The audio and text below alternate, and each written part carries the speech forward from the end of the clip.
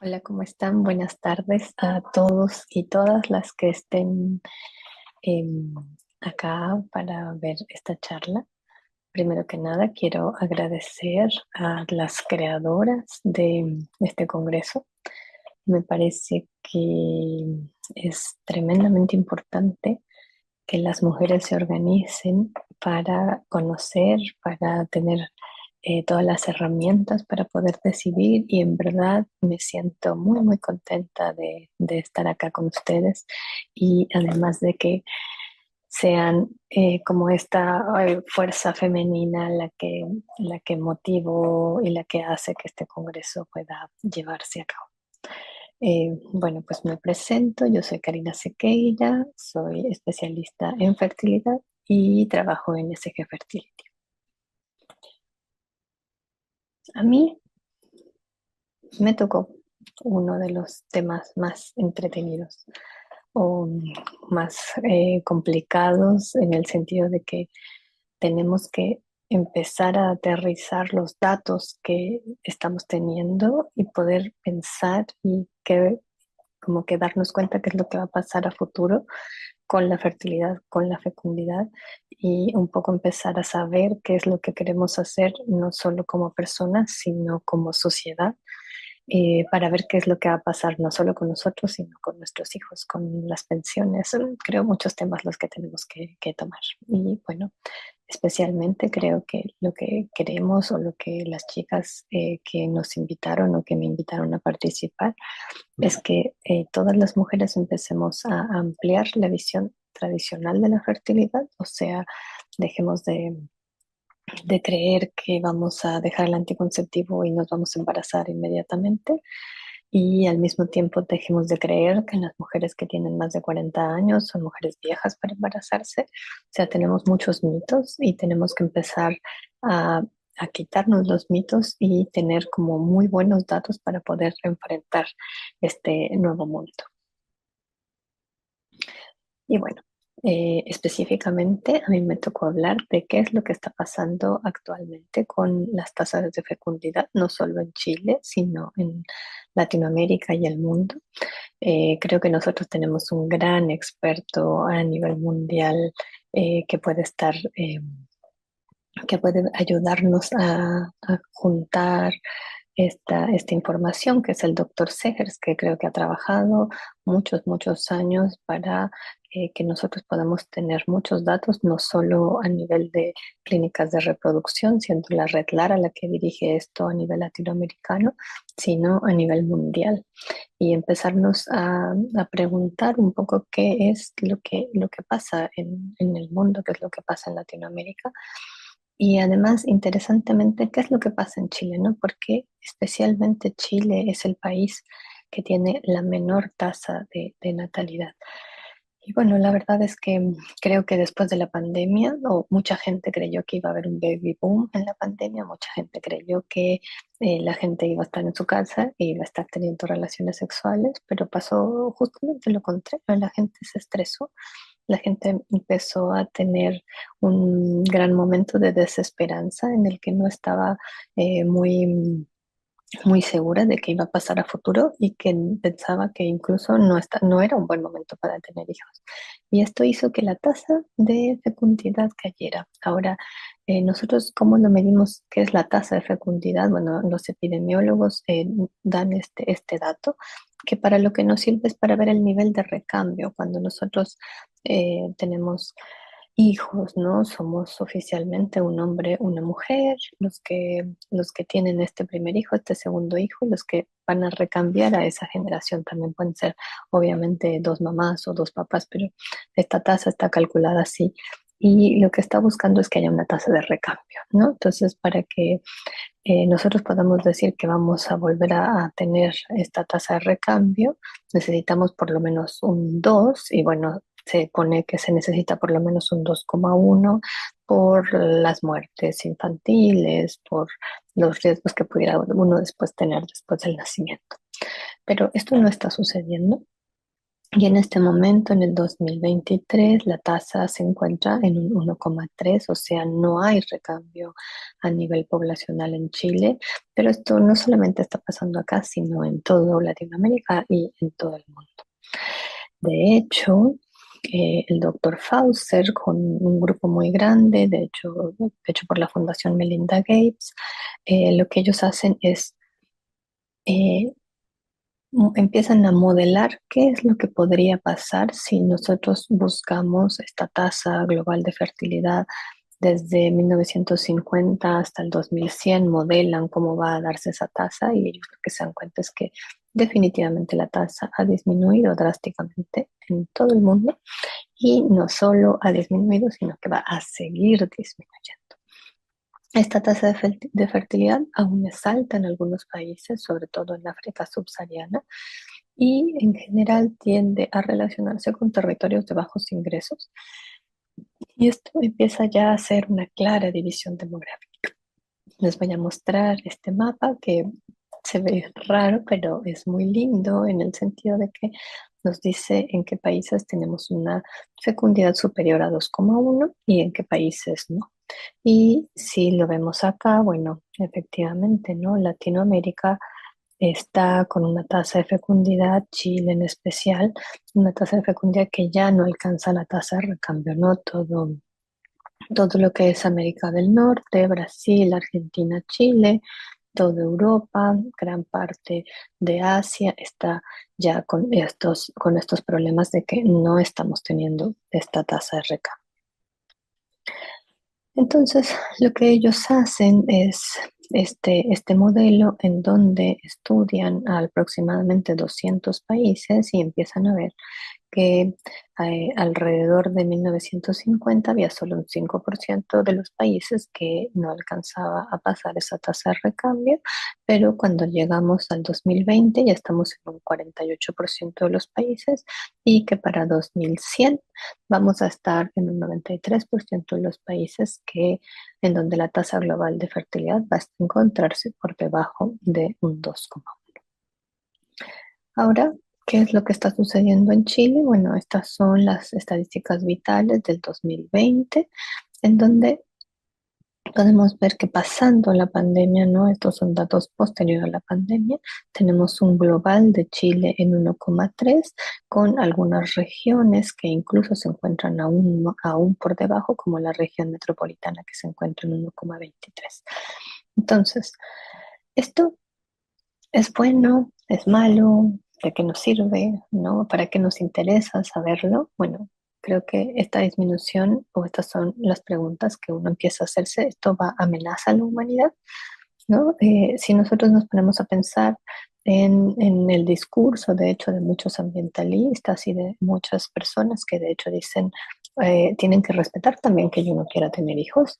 Ellos muchas veces como argumentos nos dicen que, bueno, es importante ayudar al medio ambiente, no hay demasiados seres humanos, no tiene mucho sentido que esto siga aumentando, no hay tanta disponibilidad de comida, está disminuyendo la biodiversidad y que en realidad casi que el ser humano podría ser como una plaga y que tendríamos que empezar a disminuir.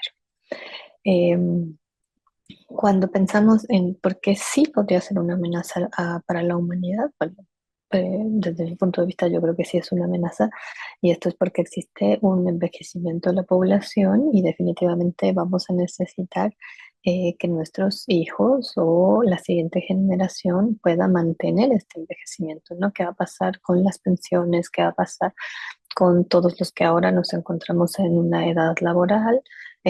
Más adelante no vamos a tener quien sostenga esta pirámide invertida poblacional.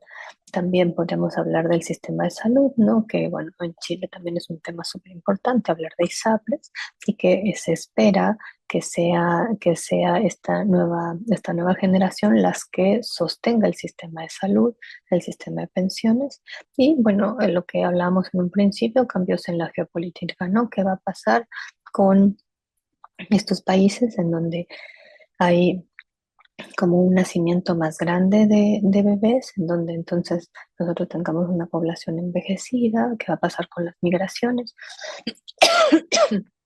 De hecho, actualmente no se sabe que hasta un 17-20%, sobre todo en el norte, de la población en Chile o de los niños que están naciendo son de migración. Entonces, tenemos que empezar a cuestionarnos todas estas cosas como para que uno pueda decir ya, eh, por ejemplo, Chile va a estar aceptando más migrantes, Chile va a cambiar su sistema de pensiones o va a aumentar la edad en la que uno se pueda pensionar, ¿no? Probablemente ya no será a los 60, 65, sino tendremos que llegar a los 70, a los 75. Tenemos que empezar a ponerlo sobre la mesa y pensar qué va a pasar. Otro de los cambios importantes que ha habido en el mundo no solo es que tenemos menos hijos, sino es la postergación de la maternidad. Y este es el segundo gran dato que tenemos a nivel global, porque todas las mujeres estamos postergando nuestra maternidad. Todas las mujeres estamos empezando a tener hijos mucho más grandes y lo que se ha visto es, por ejemplo, nosotros aquí, el dato más importante basado en la UNICEF es que en 1980 las mujeres tenían su primer hijo a los 23 años, ¿no? Esta es la generación de mi madre, mientras que ya en el 2020 las mujeres están empezando a tener su primer hijo a los 29 años. Esto es un dato muy importante porque lo vamos a ver más adelante, porque esta postergación de la maternidad hace que la fertilidad sea más compleja. Entonces, esto hace que necesitemos más terapias de reproducción asistida, esto hace que tengamos menos hijos, por supuesto, porque si tengo mi primer hijo a los 40, no voy a estar teniendo 5 hijos o 6 hijos como se hacía anteriormente. Entonces, por ejemplo, aquí estos son datos de Chile, en donde vemos cómo en 1980 la mayoría de las mujeres tenía sus hijos entre los 20 y 24 años, muy alineado con las estadísticas globales, pero en el 2020 ya vemos que esto cambia y que tenemos muchas más mujeres que están teniendo hijos después de los 30 años, ¿no? El corte anterior que veíamos era 29,4, pero aquí vemos cómo en esta barra verde se puede ver 2020, en donde se ve que empieza a haber más mujeres que tienen hijos después de los 30. Y bueno, esto es porque las mujeres estamos deseando estudiar, porque las mujeres no estamos encontrando todavía nuestro lugar a nivel laboral, a nivel económico, ¿no? A veces nosotros cuando vemos mujeres que vienen a vitrificar ovocitos y conversamos con ellas acerca del por qué están postergando y por qué sobre todo están queriendo preservar su fertilidad, ¿no? Si son mujeres que a lo mejor sí quieren tener hijos porque ellas no lo que están queriendo hacer en ese momento. Y la mayoría de las razones son sociales, ¿no? No tengo una pareja con la cual en este momento me sienta eh, apta para tener hijos, pero también quiero ascenderme en el trabajo, quiero comprarme una casa, quiero tener una mejor posición para poder traer un niño al mundo. Entonces, estas son condiciones condicionales que no solo son biológicas, sino que son sociales, que hacen que esta estadística se mueva y que es de las cosas que nosotros tenemos que analizar cuando queremos pensar qué es lo que va a pasar a futuro y hacia dónde queremos que se muevan estas estadísticas. Em, Aquí les vengo casi que a mostrar un paper que me tocó escribir con el maravilloso doctor Fuentes, que yo creo que es de los mejores ginecólogos, epidemiólogos que tiene Chile, porque él me invitó a participar porque él ya veía cómo estaba habiendo una postergación de la maternidad. Antes de este paper, él escribió uno en donde se veía que las mujeres empezaban a postergar la maternidad, pero eran nacimientos que se tenían en la clínica Las Condes, que son nacimientos de mujeres con buenos recursos económicos, y ellos veían que estas primíparas ya habían movido este primer hijo a los 30 años para 2014. Y en este paper lo que se ve es que ya no solamente son las mujeres que tienen buenos recursos, sino también las mujeres que no tienen tantos recursos y todos los segmentos estaban postergando su maternidad. Y esto de nuevo viene a ser porque en un principio decían, bueno, son mujeres que están queriendo estudiar, pero no solo son mujeres que están queriendo estudiar, sino son mujeres que están queriendo trabajar, comprarse una casa, tener de nuevo mejores recursos como para poder recibir un hijo. Entonces, esto es súper importante porque vemos cómo en el pensamiento, en el pensamiento de las mujeres en general, de todos los estratos sociales, está la postergación de la maternidad. Entonces, ahora sí, ¿cómo vamos a abordar esta disminución? ¿No? Un poco, ya vimos que está disminuyendo mucho, ya vimos que se está postergando la maternidad, ahora vamos a ver cómo vamos a abordar esta disminución, qué es lo que vamos a hacer, tanto a nivel individual como social, y creo que este congreso es de las cosas más importantes a hacer, que es informarnos, ¿no? ¿Cómo vamos a abordar esta disminución? Entonces, actualmente en el mundo existen 8.1 billones de personas y se cree que para 2100 serán como 11 comunes. Si ustedes se fijan, el aumento es poco para el número de años que tenemos, entonces tenemos que empezar a tener políticas públicas, estrategias a nivel individual y investigaciones que nos ayuden a hacer este abordaje de esta disminución de la tasa global de fertilidad. Creo que, como les decía, este congreso es una parte fundamental porque viene desde la sociedad civil, viene desde las mujeres que están queriendo conocer, buscar estrategias individuales que nos ayuden a entender y a cuidar nuestra fertilidad. Además de que la SOCMER, en este momento liderada por Aníbal Escarella, está teniendo una participación importante en las políticas públicas de cómo vamos a mejorar este acceso a las terapias de reproducción asistida, cómo vamos a mejorar el acceso a la preservación de la fertilidad y qué vamos a hacer como sociedad, meterlo a la discusión pública de cómo vamos a, como sociedad, ir abordando esta declinación. Entonces, como políticas, bueno, punto uno es tener políticas amigables con la familia. ¿A qué se refiere esto?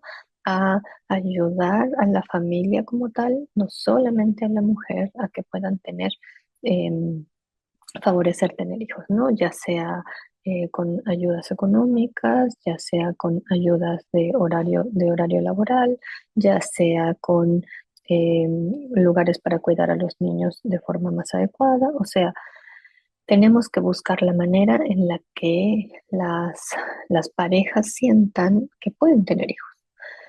Otra cosa importante es la educación sobre la familia que deseamos, o sea, hay que ir a los colegios, hay que hablar con los niños, hay que hablar con esta nueva generación y preguntarle si quiere o no quiere tener hijos y los porqués, ¿no? A lo mejor eh, hay de pronto en nuestra sociedad mucha desesperanza, ¿no? Es como, ¿cómo voy a tener hijos con este mundo que está con alteraciones climáticas, con alteraciones ecológicas, físicas? O sea, ¿cómo voy a hacerlo? Y además, individualmente, ¿cómo voy a hacerlo si no me alcanza ni siquiera para mantenerme yo mismo? Entonces, tenemos que educarnos y tenemos que buscar la manera de que estas mujeres tengan acceso a el poder tener hijos. ¿Qué estrategias vamos a tener? Bueno, yo creo que aquí lo tendría yo que haber enmarcado en rojo, ¿no? El acceso al cuidado de la fertilidad, o sea, aprender a cuidar nuestra fertilidad. Así como aprendimos las mujeres a em, cómo usar los anticonceptivos, ¿no? Cómo evitar los embarazos no deseados, así como se nos educó desde muy temprana edad para evitar los embarazos no deseados. Bueno, aquí lo que tenemos que hacer es evitar que se nos pase el tiempo sin embarazarnos y que después cuando queramos hacerlo no podamos.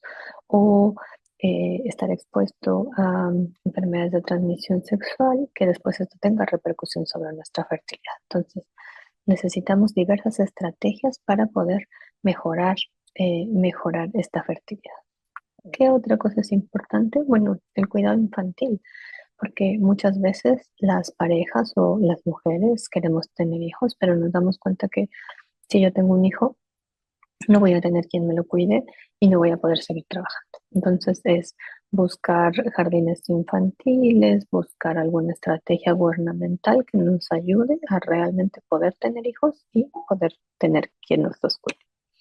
Y bueno, aquí menciono la investigación porque tenemos que saber por qué las mujeres no están queriendo tener hijos. Eso yo creo que sería el momento más importante, porque un hombre, porque una mujer no quiere tener hijos, ¿no? ¿Qué es lo que está pasando a nivel social, físico, económico, que nos está llevando a esto? Encontrar las causas y así poder abatirlas. Y obviamente tener una robustez en la evidencia, ¿no? Para tener realmente un adecuado modelaje. No vayamos a decir si ahora todo el mundo tenga 3 hijos y después realmente tengamos un problema climático o de biodiversidad. En cuanto a los factores biológicos, bueno, esto es lo que más nos atañe y de las cosas que ustedes más van a aprender en este congreso, que es que la prevalencia de la infertilidad es alta, ¿no? No tenemos a lo largo de la vida un 10 a un 15%, de hecho incluso algunos papers que en Chile llegan a ser hasta un 17%, muy movido por la edad de la mujer, pero vamos a tener muchos factores que nos van a estar llevando a no podernos embarazar. Va a haber factores femeninos, ¿no? Alteraciones ovulatorias, endocrinas, endometriosis, miomatosis con unas prevalencias muy altas, ovario poliquístico que tiene una disminución hasta de un 10 a 15% en toda la población femenina. Endometriosis con casi el mismo porcentaje, entonces podemos ver que es alta la prevalencia de enfermedades que pueden llevarnos a la infertilidad. Tenemos que conocerlas, tenemos que entender cosas tan simples como que el periodo menstrual no debe de doler o que las mujeres tenemos que tener una ciclicidad menstrual. A lo mejor solamente con tener este conocimiento las mujeres podrían estar más cerca de los ginecólogos, de su salud sexual y de esa manera no tener miedo al ir al ginecólogo o no tener conflictos sobre cómo está ella.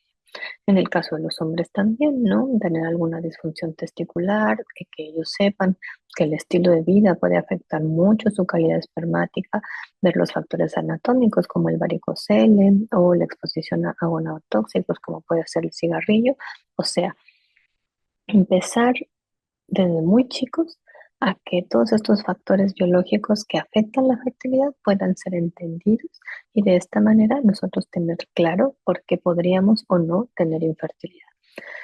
El aumento de la edad, bueno, ya lo hablamos, ¿no? La mujer está postergando la maternidad y muchas veces esto está como casi diría yo, como un mito, ¿no? Porque muchas mujeres a mí me llegan a la consulta y me dicen, sí, pero es que yo vi que, no sé, que Angelina Jolie se embarazó a los 42, 43, o tuve una tía que se embarazó a los 45.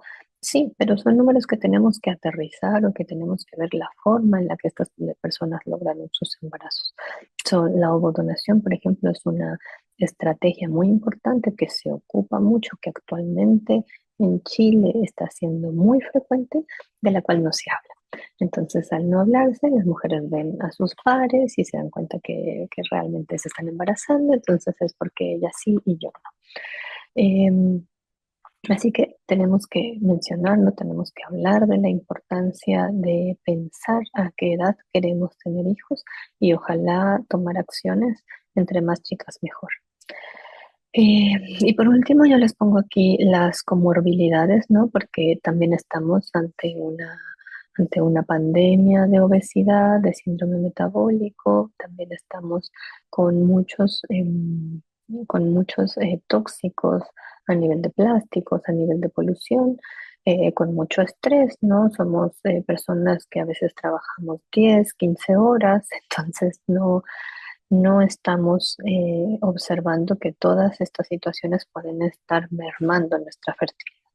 Así que es importante que nosotros consideremos y que ustedes aprendan, ¿no? Todo lo que yo les pongo aquí en esta diapositiva lo van a aprender a lo largo del Congreso, entonces ustedes tomen esto como el resumen, ¿no? Como del qué es lo que ustedes quieren aprender a futuro y qué es lo que van a querer.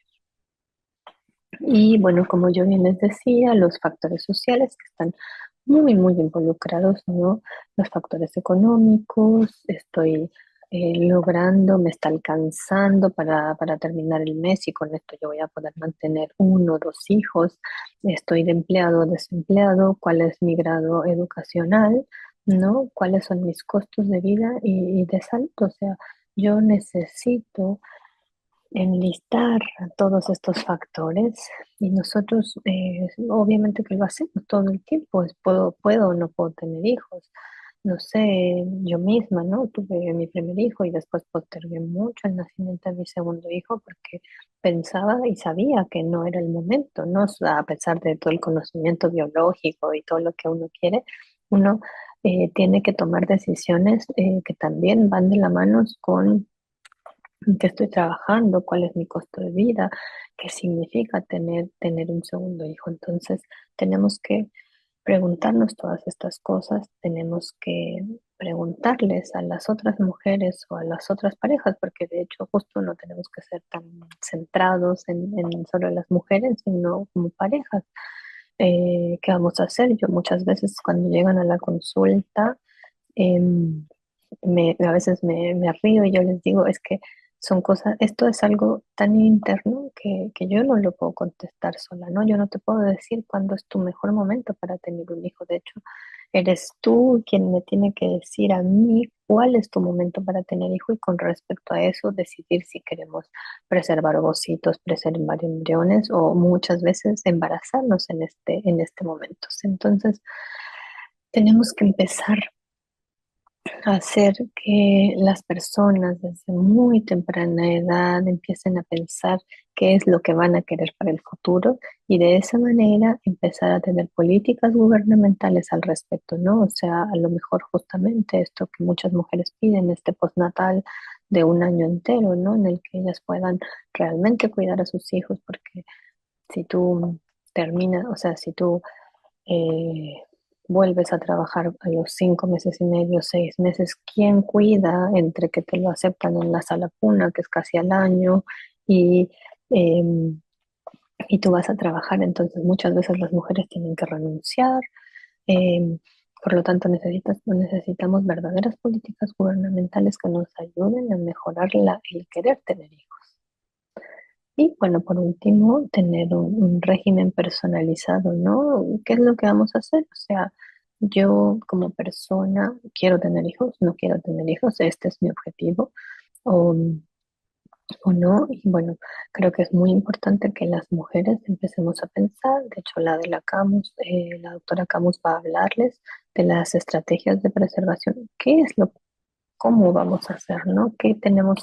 Cómo tenemos que lograr o qué es lo que queremos hacer las personas que queremos tener hijos, ¿no? Educarnos sobre la construcción de la familia y de hecho es muy importante también tratar a todos los individuos con empatía porque lo que tenemos que empezar a ver es quién quiere tener hijos, quién no quiere tener hijos. Yo muchas veces ahí tengo muchas pacientes que van a preservar fertilidad y es de llamar mucho la atención que haya hasta un 50-60% de ellas que no quieren tener hijos, pero se sienten muy presionadas por la sociedad. O sea, mira, es que yo tengo 32, 33, no quiero tener hijos, quiero viajar por el mundo, no quiero hacer un máster, pero mi mamá ya me tiene acá, mi abuela, ¿no? Mis amigas así de tienes que preservar y entonces vengo y preservo porque tal vez en un futuro pueda tener hijos, pueda querer tener hijos. Entonces, tenemos que discutirlos entre todos y efectivamente yo siempre como primera respuesta es ya si tú no quieres tener hijos hoy, pero probablemente quieras tener hijos mañana. Entonces, qué bueno que te han presionado para venir porque a lo mejor a los 40, 43 que tú ya te sientas en una posición para querer tener hijos, no vas a poder hacerlo y para eso tenemos la preservación de la fertilidad. No nos tenemos que centrar solo en la mujer, porque también los hombres tienen mucho que aportar y yo creo que, por ejemplo, este congreso me parece que viene directamente de las mujeres, ¿no? Pero tenemos que hablar con ellos también, tenemos que sentarnos a conversar con nuestras parejas, porque este es un asunto de parejas, ya sea mujer con mujer, hombre con hombre, mujer con hombre, o sea, no estamos hablando de una comunidad específica de heterosexuales, ¿no? La comunidad LGTBI también tiene mucho que decir al respecto. Tenemos todos que pensar qué es lo que queremos, hacia dónde queremos ir como sociedad y que las parejas o las personas que quieran tener hijos, porque de hecho no podemos solo hablar de parejas, ¿no? También hay mujeres solas que quieren tener hijos, hombres solos que quieren tener hijos. Entonces, necesitamos ampliar esta discusión y tener estrategias para que no caiga, ¿no? No, o sea, por ejemplo, me llama mucho la atención porque, claro, uno hace estrategias, ¿no? Uno dice, ya voy a hacer que la mujer tenga el postnatal de un año. Pero luego nos damos cuenta que al tener este postnatal de un año, esta mujer es la que deja oficialmente de trabajar y su pareja sigue trabajando, sigue avanzando en su carrera política o en su carrera académica y ella es la que queda abajo. Entonces, estas son discusiones que tenemos que tener como familia, porque a lo mejor no nos conviene que sea la mujer la que deje de trabajar, sino nos conviene que sea el hombre el que deje de trabajar. O en el caso de una mujer sola que quiera tener hijos, tiene que tener todo el derecho a querer ser madre sola y poder hacerlo sin ninguna crítica, sin ninguna presión. Y por último les dejo acá esta reflexión en donde tenemos que, como sociedad y como médicos, eliminar el término edad materna avanzada porque ese término en realidad no nos está diciendo nada, ¿no? No nos está diciendo las condiciones físicas o biológicas en las que una mujer pueda o no pueda embarazar. Si una mujer no se puede embarazar porque tenga hipertensión, porque tenga diabetes, porque tenga no sé, un problema renal, es muy distinto a que tenga 40 años y corra maratones y se alimente perfectamente. Entonces, tenemos que hacer un régimen personalizado, tenemos que tener y buscar estrategias para que las personas que quieren tener hijos puedan tener. Entonces, ya que vimos que tenemos una amplia cosas que discutir, creo que es importante que nosotros veamos si es verdad que la reproducción médicamente asistida tiene un papel en esta declaración. ¿Y por qué lo digo? Bueno, porque todo este congreso de fertilidad, de lo que se trata es que entendamos nuestra fertilidad, que entendamos nuestros ciclos, que entendamos dónde estamos parados en cuanto a tener o no tener hijos, pero también se trata de entender las terapias de reproducción médicamente asistida y qué es lo que estamos haciendo al respecto. Entonces, si ustedes ven, anualmente en el mundo en este momento se realizan hasta 4 millones de ciclos de fecundación in vitro y existe alrededor de 1 millón más de nacidos vivos gracias a estas terapias. Entonces, nosotros podemos decir, sí, por supuesto que sirve, ¿no?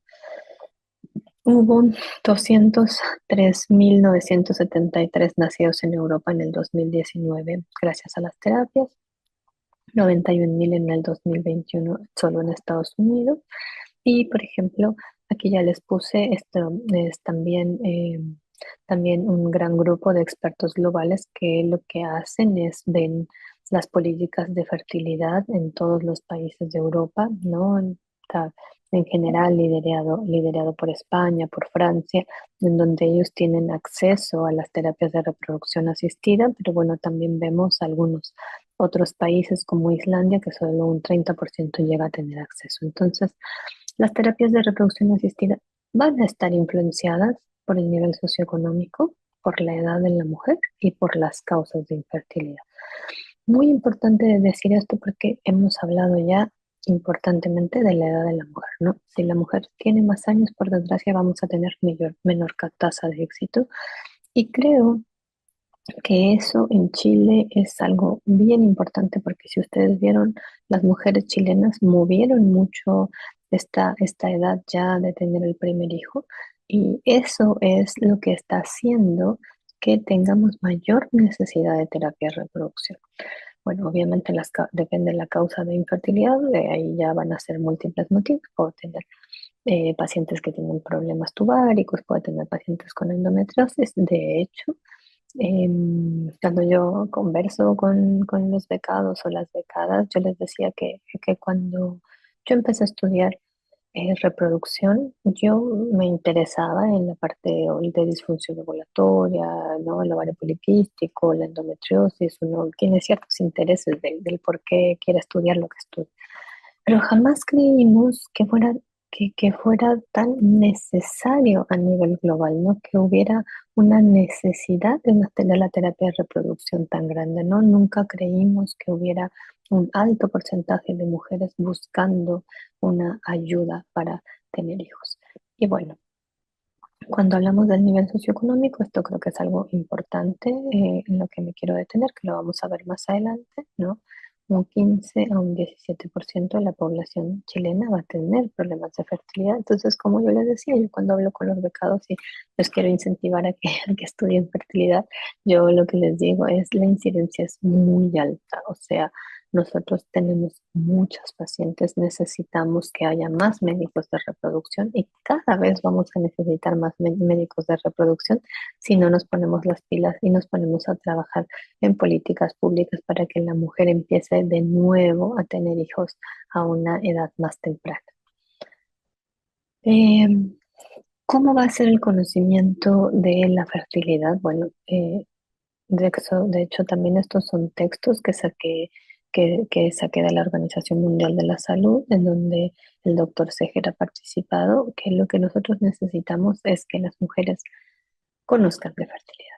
Entonces, de nuevo, acá el Congreso tiene una importancia muy, muy alta porque en el momento en el que las mujeres, los hombres y todas las personas conozcamos qué es la reproducción, qué es importante o no pensar a qué edad nos vamos a embarazar, pensar o no en la salud sexual como las infecciones de transmisión sexual, en pensar o no si factores como el tabaquismo, la obesidad pueden afectarnos. Y si tenemos algún factor de riesgo individual, no, o sea, obviamente si yo soy una persona que por desgracia tuvo una leucemia en la infancia, a lo mejor tengo riesgos, a lo mejor tengo más bajas reservas, si fui operada de un ovario, o sea, necesito entender qué es lo que me pasa a mí para poder planear mi fertilidad. Y lo que les hablaba acerca de la terapia de reproducción es que, por desgracia, el factor económico es un factor bien importante para el acceso a las terapias de reproducción asistida y se está discutiendo mucho a nivel global porque si pensamos que el tener hijos es un derecho humano, ¿no? No puede ser que el acceso a las terapias de reproducción sea movido por el factor económico. Entonces podemos ver cómo en este gráfico tenemos a Israel, ¿no? Que liderea el número de ciclos por el mayor, por el millón de personas, en donde Latinoamérica se encuentra hasta acá, ¿no? Estos son datos reportados en ICMAR, que son como estas sociedades en donde todos los que hacemos terapia de reproducción asistida subimos el número de ciclos que se realizan en el país y donde vemos que efectivamente depende el nivel económico, el acceso al número de ciclos que tengamos. De hecho, Chile me parece que es un país afortunado en el sentido en el que hubo ya unos grandes movimientos en donde, por ejemplo, se incluyó dentro de FONASA el acceso a los ciclos gratuitos, ¿no? Esto es algo que Argentina lo tiene, pero Brasil no lo tiene, México no lo tiene. Entonces, ya tenemos un paso adelante. Pero no hay que quedarse tranquilos con esto porque el número de ciclos es muy escaso para el requerimiento de las pacientes. Hay muy pocos y muchas pacientes tienen que, por desgracia, empeñar sus cosas, vender sus autos. O sea, realmente las condiciones para poder llegar a tener un hijo van siendo complicadas para muchas de ellas. Y nosotros lo entendemos, lo sabemos y creo que, les decía yo creo que ya la SOCMED está trabajando mucho con esto, la comunidad FEM también sé que trabaja como para poder ayudar a las mujeres, a las parejas y a, bueno, a toda la comunidad, para que aquellas personas que quieren tener hijos puedan tener hijos, ¿no? Entonces tenemos que movernos también en cuanto a políticas públicas.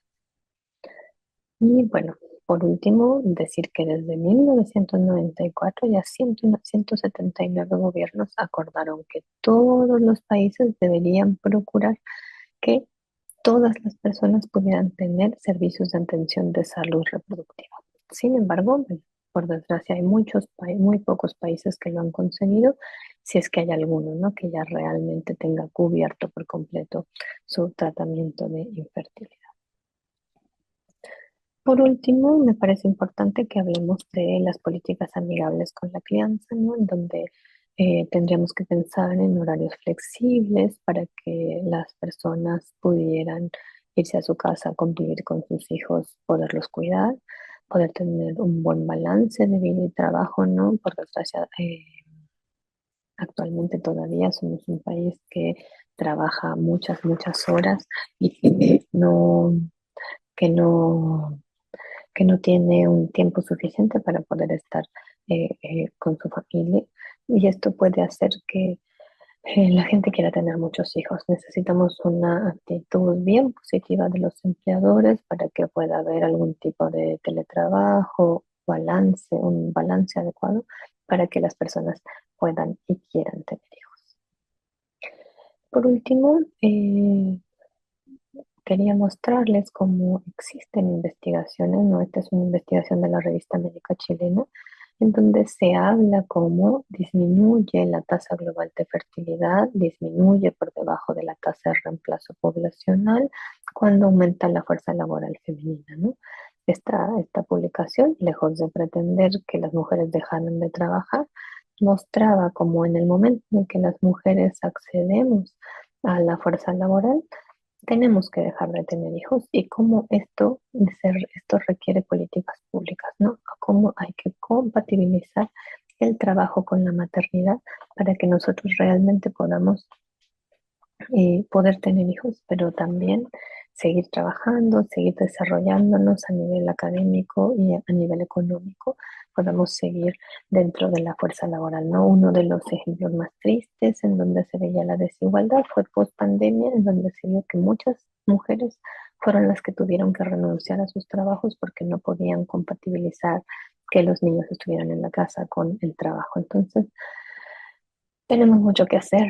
De verdad creo que tenemos que partir por algo, como es este congreso. Yo me quiero despedir con este último mensaje, que es que todas las personas tienen derecho a tener hijos y a planificar su familia, ¿no? Tenemos mucho que hacer.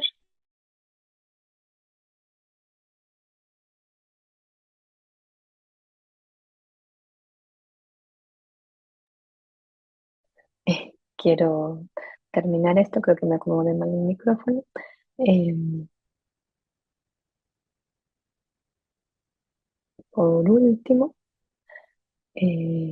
quiero agradecer en verdad a todas las chicas del Congreso, porque ellas trabajaron mucho, porque quieren información y eso es de mucho valor. Necesitamos que las personas todas estén informadas acerca de su fertilidad. Así que me despido, les cuento que estoy de vacaciones, así que espero poderme presentar para por lo menos la clausura del Congreso. Y bueno, pues les dejo no sé si puedo quitar esto. Ah, ya estoy. Les dejo mis datos para que puedan contactarme por cualquier duda al respecto de este tema y de cualquier otro. En verdad, siéntanse libres de poder contactarme porque estoy muy contenta con que hagamos este tipo de trabajo, con que sea un trabajo como ultra social y para todas las personas. Así que me despido. Muchas gracias a las organizadoras y bueno, espero que les haya gustado esta presentación. Nos vemos.